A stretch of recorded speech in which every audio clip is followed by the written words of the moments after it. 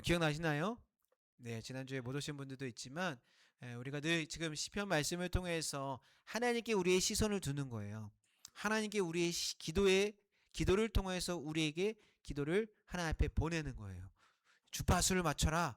우리가 하나님과 주파수가 맞지지 않는다고 한다면 하나님 앞에 기도가 올려가지 않는다는 거죠.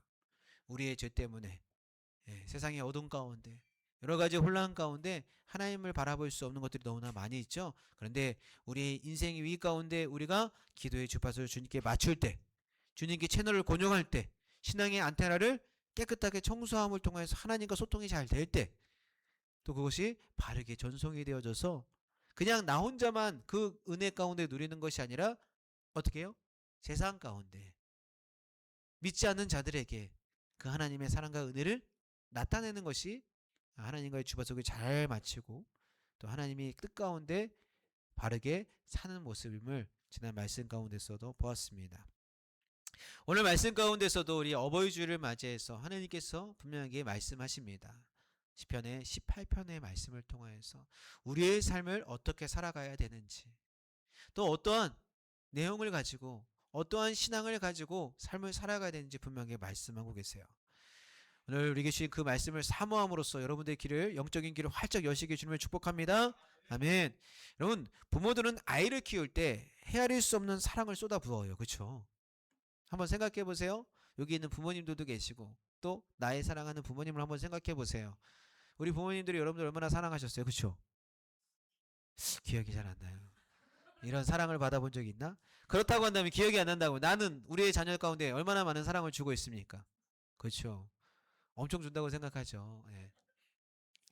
이 사신과 같이 여러분, 우리의 부모님들은 우리의 자녀들에게 사랑을 쏟아붓고 있어요. 부모가 갓난 아이를 키울 때 아이는 그냥 울기만 해요. 그렇죠? 왜 울죠? 배가 고프다고, 밥 달라고, 그렇죠? 또 기저귀 갈아달라고, 졸리다고 울기만 합니다. 이때 아이는 뭐 하는 거죠? 사랑만 받는 거예요. 사랑만. 그렇죠? 부모로서 부모님한테 사랑만 받는 것입니다. 하지만 시간이 흘러서 이 아이들이 점점점 성장해가는 모습 가운데 서툴게 엄마, 아빠라고 얘기했을 때, 처음 엄마라고 들었을 때, 아빠라고 들었을 때 여러분 어떤 감동이 있으셨나요? 우리 홍성도님, 우리 섬긴 가정이신데 비치가 아빠, 엄마라고 했을 때 어떠셨어요? 너무 이쁘죠? 막 심장이 막 멈추는 것처럼. 그렇지 않으셨나요? 네, 저희 주아는 아빠를 먼저 했어요. 그래서 아빠 이러면서 엄마보다 아빠를 먼저 해서 너무 그리고 막 그것을 막 어떻게 어쩔 줄 모르는 저의 그 모습을 봤었습니다. 근데 좀 성장해서 이제 이야기를 한다. 엄마 사랑해요. 아빠 사랑해요. 얘기했을 때 어떤가요? 에, 진짜 말로 다 할 수 없는 그런 표현인 것 같아요. 또 고사리 같은 그 손으로 엄마, 아빠 내가 안마해 줄게요. 이러면서 이렇게 안마해 줄 때 부모로서는 형언할 수 없는 그 기쁨이 있음을 보게 되어집니다. 여러분들 다 느껴보셨죠? 아직 느껴보지 못하셨어요? 우리 아이들, 우리 중등부, 우리 아동부 아이들은 빨리 커서 나중에 한번 느껴보시길 바래요. 예, 어버이날도 우리가 지났는데요. 자녀들에게 여러 가지의 그 선물을 받고 사랑의 표현을 받으셨죠? 네. 여러분들 그 모든 것 가운데 이제 우리가 쏘아 부었던 그 사랑이 이제 이 아이들에게 우리에게 다시금 돌아오는 그 모습을 통해서 얼마나 기쁨이 있습니까? 부모는 아이에게 무언가 기대해서 사랑을 주는 것은 아니에요. 이 아이가 나중에 자라서 돈을 많이 벌어서 나의 차를 사주고 집을 사주고 그러면서 키우시나요? 그러면 너무 좋겠다. 예. 그런데 그렇게 사랑을 키우는 거 아니잖아요. 그렇죠? 예. 건강하게 자라다오. 예. 하나님께서 내게 주신 귀한 선물, 내게 주신 맡겨진 사명, 내가 잘 감당하면서 이 아이를 사랑하게 섬기겠습니다. 이 아이를 키우겠습니다. 라고 이야기하는 거잖아요. 아이가 사랑을 표현하기 시작할 때, 그런데 그 관계가 비로소 깊어지고 있는 모습을 보게 되어집니다.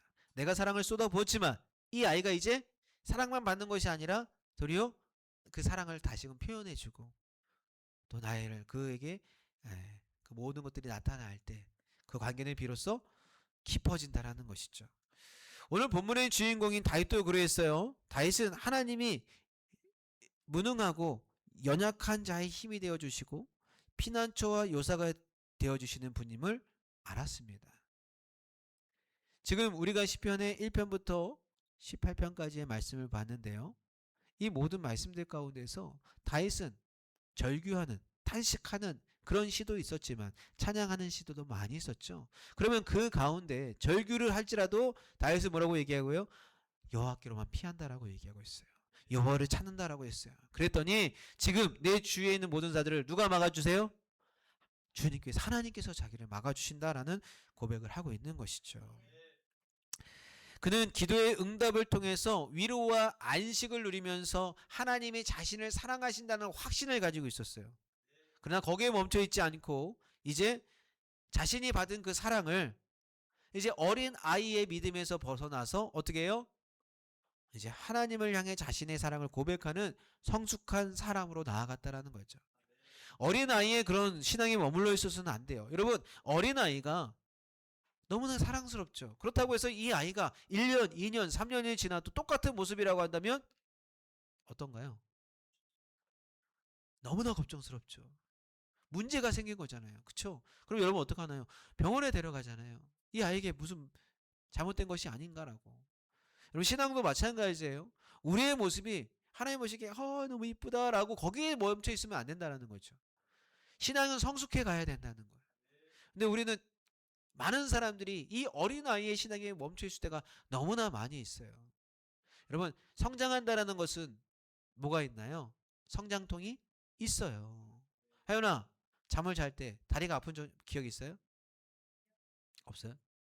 이제 있을 거예요. 곧 있으면 이제 중학생이 되고 그러면 키가 갑자기 늘어나려고 그러면 다리가 아파. 왜요? 키가 커지니까, 뼈가 늘어나는 그 기간이니까. 그러니까 성장하기 위해서 이 성장통이 있어야 돼요. 신앙에서도 이 성장통이 있습니다. 넘어질 수 있어, 힘들 수 있어, 어려움이 있을 수 있어요. 왜요? 내가 하나님의 기준 가운데 커가는 거기 때문에, 잘 자라나고 있는 거기 때문에 그런 여러 과정이 있어요. 근데 많은 사람들이 그것이 싫다고 해서 그냥 어린 신앙에 머물러고 있다고 하면 그건 문제라는 거죠. 근데 다윗은 그것을 알고 있었어요. 내가 이렇게 힘들고 어려운 것은 하나님과 더욱더 가까이 가는 그런 성장통이구나. 그러면서 어린 아이의 신앙에서 벗어나서 하나님의 사랑을 자신이 먼저 고백하는 성숙한 사람으로서 변화되고 있는 다윗의 모습을 보게 된다는 것이죠. 하나님께서 우리에게 은혜를 베푸시는 것만으로도 기뻐하시지만 우리가 그 은혜를 깨닫고 이제 하나님을 향해 주님, 내가 주님을 사랑합니다 라고 고백할 때 더 큰 영광을 받으신다는 거죠. 따라해봅니다. 하나님, 내가 주님을 사랑합니다. 우리가 아까 전에 고백했던 것처럼 주님이 우리를 사랑한다라고 고백하실 때 주님, 나도 주님을 사랑합니다라는 고백이 있어야 된다는 거예요. 그때 하나님께서 크신 영광을 받게 됩니다. 여러분, 신앙의 성숙이란 단순히 복을 받는 단계에서 벗어나는 거예요. 그럼 어떤 단계냐? 하나님께 사랑을 드리고 싶어서 어쩔 줄 몰라 하는, 그리고 내 삶을 모두 하나님께 드림을 통해 그 사랑을 표현하는 단계가 성숙한 신앙의 단계라는 거죠. 오늘 우리가 어버이 주를 맞이해서 우리에게 육신의 생명을 주신 그 부모님의 사랑과 또 영원한 생명을 주신 그 하나님의 구원, 그 사랑을 함께 우리가 묵상하면서 성숙한 신앙의 길로 걸어갈 수 있는 저와 여러분들의 삶이 되기를 주님으로 축복합니다. 아멘. 우리가 첫 번째로 생각할 수 있는 것은 구원은 기도의 응답이며 성장의 배경임을 알아야 됩니다. 따라합니다. 구원은 기도의 응답이며 성장의 배경이다. 예, 우리가 하나님의 구원 받았죠. 구원 안 받은 사람 손 들어보세요. 다 받으셨잖아요. 그렇죠? 내가 예수님을 믿습니다. 예수님이 나를 위해 십자가를 지셨습니다. 그리고 죽으셨고 부활하셨습니다. 아멘. 이 사실을 믿으시죠? 예. 여러분, 이 구원은 이제 우리가 그 구원은 기도의 응답이라는 거예요. 내가 주님으로부터 내가 삶을 살아가겠습니다라고 고백하는 그 시간, 그리고 그 기도를 통해서 우리가 성장되어지는 것이죠. 다윗의 인생은 결코 평탄한 꽃길이 아니었어요. 많은 사람들이 생각할 때 오해해요. 다윗은 왕이었잖아요. 좋은 길만 걸었겠죠. 네, 다윗을 모르는 사람들이죠. 우리 너무나 잘 알고 있어요. 그렇죠? 다윗이 어떤 길을 걸어갔는지. 그는 자신의 삶을 4절과 7절 말씀에 이야기합니다. 우리 읽어볼까요? 시작. 나를 얽매고 불의의 정수가 나를 두렵게 하였으며 수월의 줄이 나를 두르고 사망의 울매가 내게 이르렀도다. 내가 환난 중에서 여호와께 아뢰며 나의 하나님께 부르짖었더니 그가 그의 성전에서 내 소리를 들으시며 그의 앞에서 나의 부르짖음이 그의 귀에 들렸도다. 아멘. 지금 다윗은 자신의 삶을 뭐라고 고백하고 있어요? 지금 빨간색 글만 보면 사망의 줄, 불의의 장수, 그 다음에 수월의 줄, 그리고 사망의 올무, 그 다음에 환란이라고 이야기하고 있어요. 마치 자신의 모든 삶이 그 뜨거운 사막을 걷는 것 같다라는 거죠. 광야를 걷는 것 같다라는 거예요. 사울 왕에게 쫓기며 동굴 속에서 숨어 지냈던 그 다윗을 한번 생각해 보세요. 자신이 믿었던 사람들에게 배신을 당하고 쫓겨가는 그 모습을 보십시오. 적국에서 미친 척하는 다윗의 모습을 한번 생각해 보세요. 아들에게 쫓겨나가는 도망가는 그 아버지의 모습을 한번 보시기 바랍니다. 내일의 생사를 알 수 없는 수렁에 빠진 기분이었을 거예요. 캄캄하다는 거죠. 건너기 힘든 광야와 같고 죽음의 줄이 자신을 얽매여 있는 그 상황 가운데 있다라고 고백하고 있는 거죠. 자신의 삶이 환난 가운데 계속적으로 이어지고 있다라고 고백하고 있어요. 근데 하지만 다윗이 무너졌나요? 6절 말씀 가운데 다윗이 무너졌다라고 얘기하고 있어요? 아니에요. 무너지지 않았습니다. 그럴 때일수록 그는 어떻게 했어요? 오히려 그 고난을 통해 더 강한 사람이 되었다라는 것이죠. 기도를 통해서 하나님께 나아감을 통해서 다윗은 더 강한 사람이 되었습니다. 다윗은 환란이 올 때마다 주님께 부르짖으셨어요. 그랬더니 하나님께서 어떻게 하셨어요? 그의 성전에서 들으셨다라고 얘기하고 있습니다. 그리고 하나님께서 자신의 그 기도를 들으시고 응답해 주셨다. 여러분, 우리가 기도할 때 하나님은 수렁에 빠진 우리를 위해 높은 곳에서 손을 내밀어 잡아주십니다. 아멘. 우리를 건져주신다라는 거예요. 많은 물에 우리가 빠져갈 때, 떠내려갈 때 직접 주님께서 건져주신다라는 거예요. 대적의 공격을 막아주신다. 다윗은 그 고백을 계속적으로 하고 있음을 볼 수가 있습니다. 여러분들의 삶은 어떤가요? 여러분들의 삶 가운데 위기가 있었죠. 다윗과 같은 그런 상황이 완전 이런 상황은 아니라 할지라도 절망적인 순간 환란이 있었잖아요. 근데 여러분, 주님께 기도하셨나요? 주님께서 그럼 건져주셨나요? 아멘. 그 고백이 우리 가운데 있어야 된다는 거죠. 여러분, 우리 믿음의 부모님들이 걸어왔던 그 시대가 그랬다는 것을 볼 수가 있습니다. 여러분, 한번 사진을 보세요. 흑백 사진이죠? 네. 우리의 믿음의 선조도 얼마 되지 않았어요. 불과 40년, 50년 전에는 우리의 어머님들이, 우리의 믿음의 부모님들이 어떻게 하셨어요? 기도했다라는 거예요. 항상 모여서 기도하는 일이 힘썼다라는 거죠. 아이를 들쳐업고 먼 길, 몇십 리나 되는 그 길을 걸어서 부흥회 한다고 보면 부흥회를 찾아가고, 은혜의 자리겠다고 하면 은혜의 자리에 찾아가서 함께 은혜 받고 함께 기도하고 함께 열심히 했다는 것을 볼 수가 있게 됩니다. 그때 당시가 풍요로운 세상이었나요? 아니에요. 지금과 비할 수 없는 아주 가난한, 세계에서 꼴찌로 가난한 나라, 이 대한민국이 있어요. 가난과 역경의 세월 속에서 부모님들은 눈물의 기도로 자녀들을 지켜냈다라는 것이죠. 우리의 부모님들이 보여주신 기도의 뒷모습은 우리가 하나님의 구원의 계획을 가장 경험할 수 있는 큰 통로입니다. 우리의 믿음의 선조들이 걸어갔던 그 길은 우리가 볼 수 있는, 믿음을 경험할 수 있는 가장 큰 사실이라는 거죠. 우리도 삶의 큰 문제 앞에 무너질 수 있어요. 이때 우리가 하나님을 움직이는 방법 뭐죠? 기도예요. 기도. 우리가 입술을 열어 기도할 때 어디가 열려요?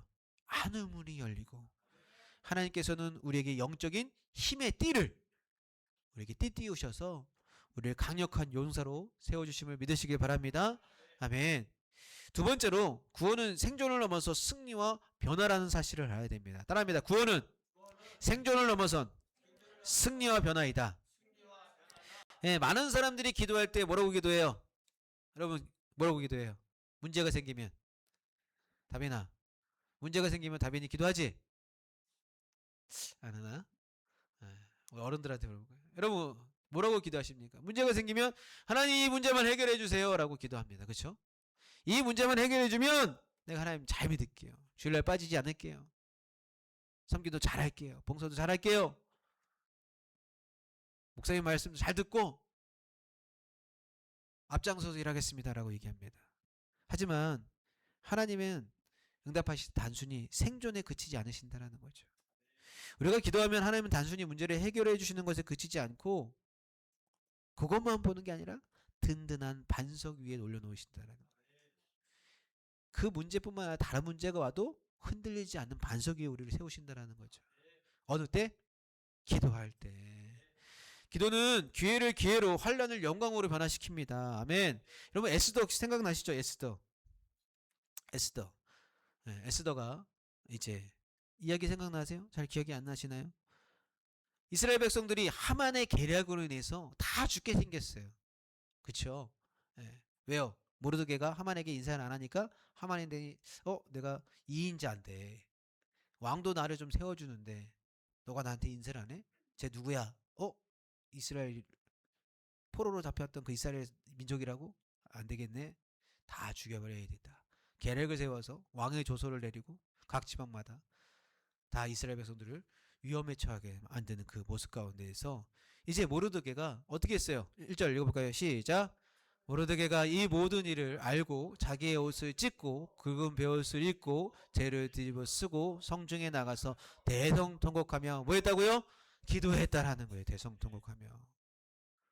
그러고 이제 자기의 조카인 롯을 불러서 어떻게 해요? 너도 기도해라. 우리의 민족이 죽게 되었으니 너도 기도해라. 너가 왕 앞에 나가서 이야기해라.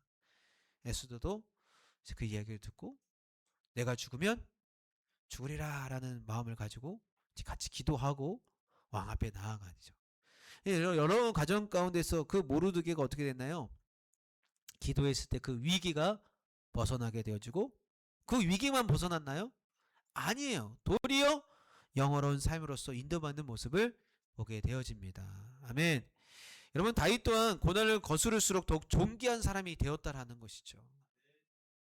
그 위기 가운데 하나님 건져주셨지만 그 위기만 건져주신 게 아니라 그 다른 문제 가운데도 하나님이 해결해 주시는 모습들을 보게 되었죠. 여러분 이지선 자매 잘 아시죠? 이제 교수님인데요. 네. 우리 이지선 자매 잘 보세요. 우리 아이들 잘 모를 수 있어요. 그렇죠? 네. 자 위에 사진을 한번 봐요. 이쁘게 생겼죠? 이쁘게 생겼죠. 근데 맨 마지막에는 어때요? 얼굴이 화상으로 얼굴이 일그러지는 모습을 보게 되었죠. 이렇게 아름다웠던 자매가 교통사고로 차에 불이 붙어서 전신에 화상을 입어서 절망적인 그런 모습 가운데 있는 모습을 보게 됐죠. 여러분 이지선 교수는 사고 직후에 그 목표는 단순히 자기가 살아남는 것, 생존이었어요. 생존. 하지만 기도를 통해서 하나님을 사랑을 더욱더 확신하게 되어지고 그의 고백은 뭐라고 했냐면 왜 나에게 도대체 이런 일이 여러분들이 만약 이런 상황이면 어떻게 되겠어요? 하나님 내가 뭘 잘못했기에 왜 나한테 이런 일이 있을 수밖에 없냐? 왜 나한테 이런 고난을 주시냐고 얘기하지 않겠습니까?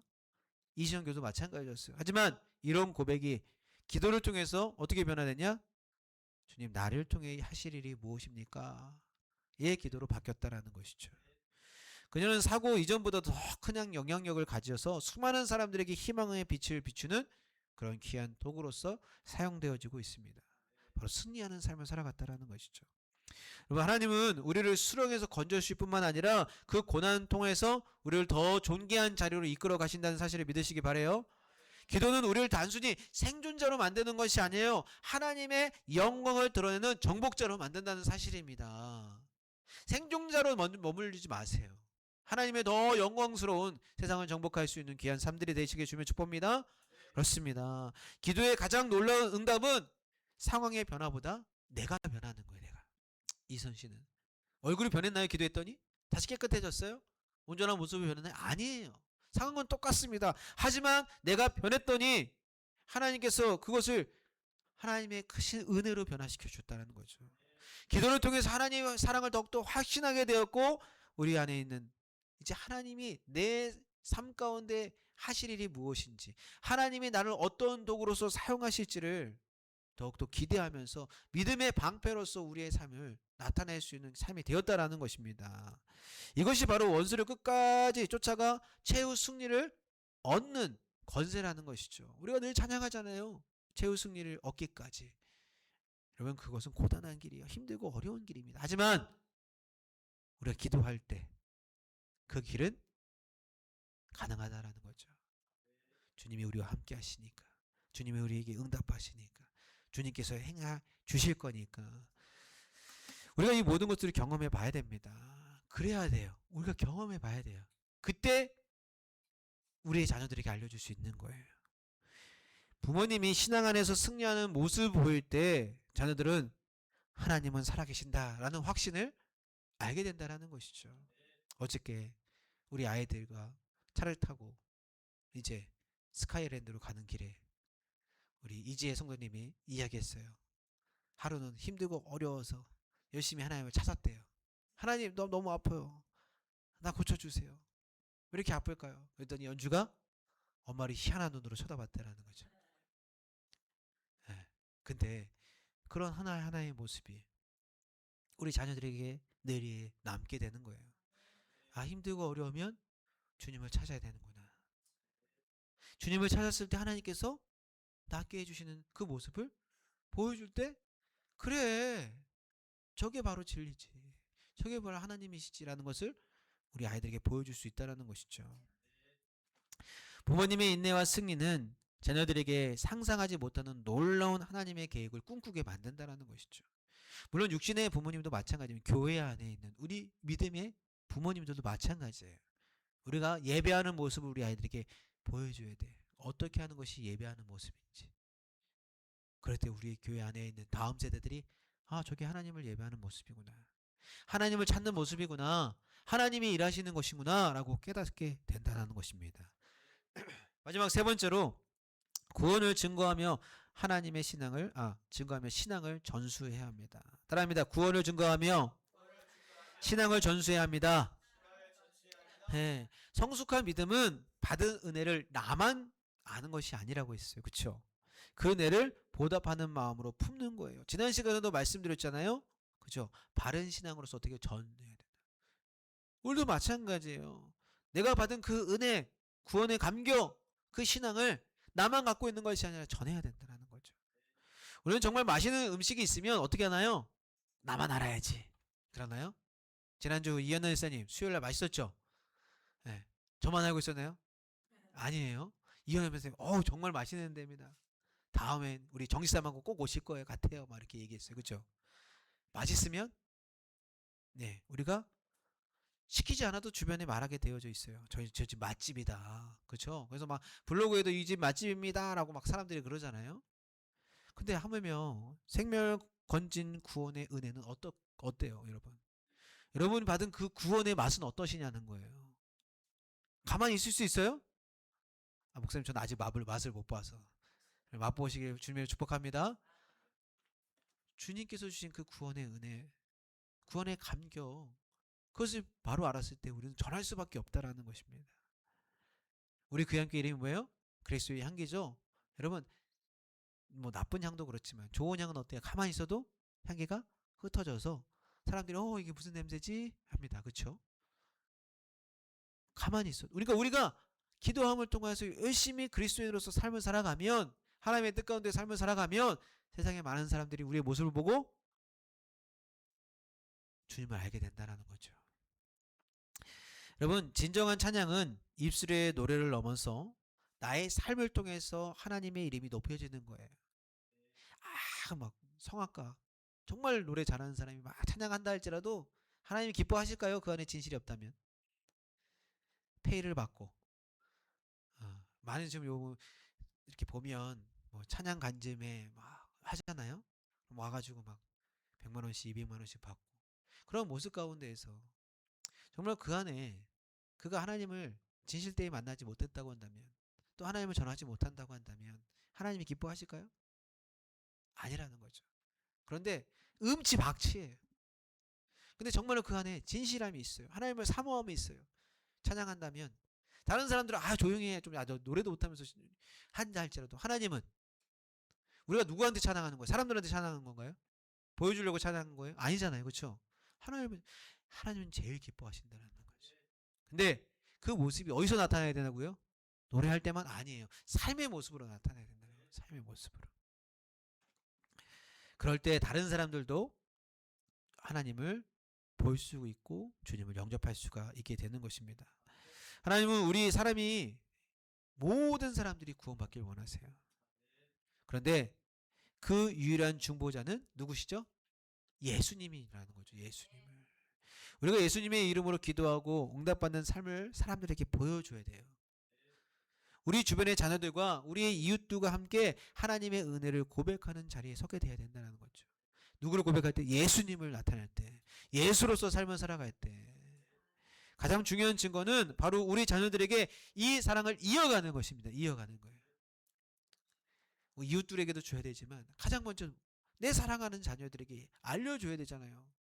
아무리 많은 사람들에게 줘도 내 자녀가 구원받지 못한다고 하면 아무 소용, 마음 아플 뿐이죠. 소용은 없는 건 아니지만, 하나님은 복된 일이지만 내 자녀를 먼저 살려야 되잖아요. 하나님을 향한 우리의 사랑이 우리의 자녀들 가운데, 또 우리의 가정 가운데, 우리의 직장 가운데, 우리의 이웃들 가운데 나타나야 된다는 것이죠. 미국의 16대 대통령 누구죠? 예, 에브라임 링컨. 그 어머니 이름을 아시나요? 지난번에 말씀드렸는데 낸시죠, 낸시.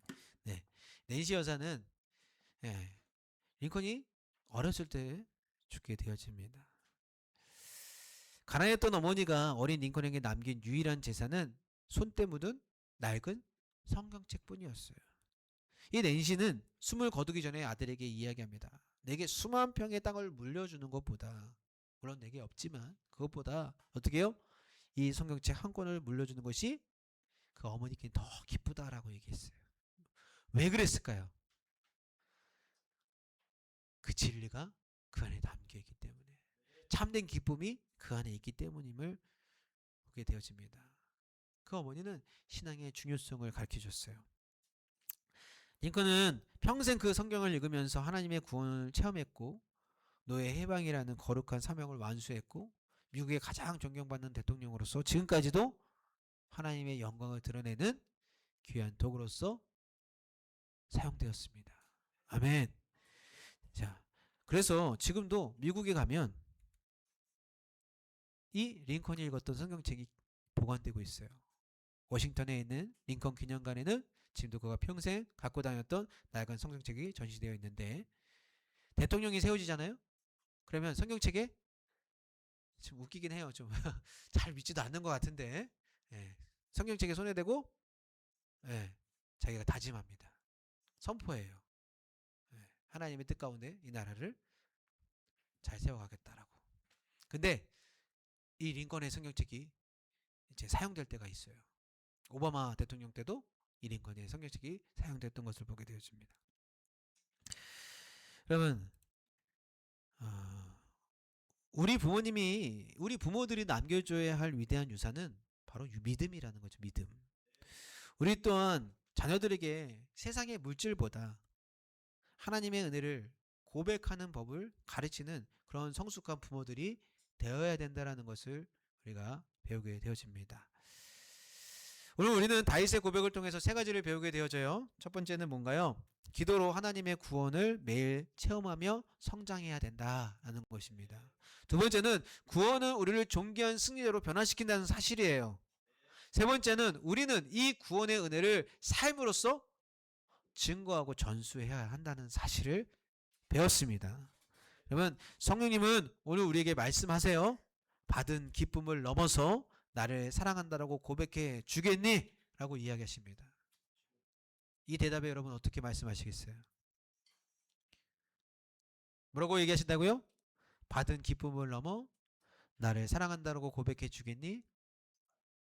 아무도 안 별로 난 고백 안 할 거예요 라고 하는 거예요. 하나님께서 나를 사랑한다라고 고백해 주겠니라고 말씀하신다니까요. 여러분, 이 고백이 있어야 된다. 주님, 제가 주님을 사랑합니다. 제가 주님을 사랑합니다. 내 미래로 내 모습이 지금 힘들고 어렵고 비천해 보이지만 주님, 제가 주님을 사랑합니다. 주님, 더욱더 주님을 사랑할 수 있는 그 마음을 표현할 수 있도록 내 삶 가운데 일해 주세요. 나도 그렇게 순종하며 삶을 살아갈 수 있도록 성령께서 붙잡아 주세요 라고 기도해야 하잖아요. 우리가 어버이 주를 맞아서 우리에게 육신의 생명과 신앙의 토대를 물려주신 그 부모님께 감사함을 우리가 분명히 알고 계시죠? 예, 육신의 부모님에게도 감사하고 하나님께서 우리에게 주신 분이에요. 그분들이 감사하고, 그리고 이제는 우리가 그 신앙의 바통을 이어받아서 누구에게요?